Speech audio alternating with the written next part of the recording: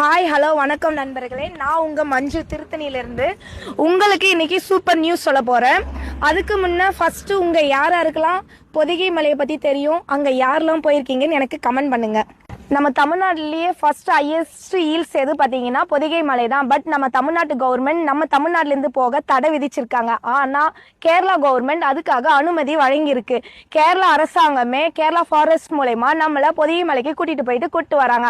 அதுக்காக உங்ககிட்ட வெறும் 4000 ரூபாய் இருந்தால் போதும் 3 நாளில் நம்ம பொதிகை மலைக்கு போயிட்டு வரலாம்.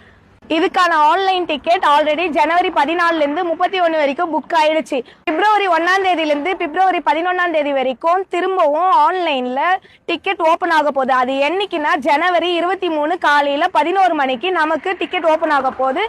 அதுக்கான வெப்சைட் உங்களுக்கு நான் கீழே கொடுத்துருக்கேன். இந்த வெப்சைட் மூலிமா உங்கள் எல்லாருடைய டிக்கெட்டும் புக் பண்ணிவிட்டு என்னோட பொதிகை மலைக்கு ட்ராவல் பண்ணுங்கள். 3 days ட்ரெக்கிங் செம்ம ஹாப்பியாக ஜாலியாக ட்ரெக்கிங் பண்ணிட்டு வரலாம். வாங்க.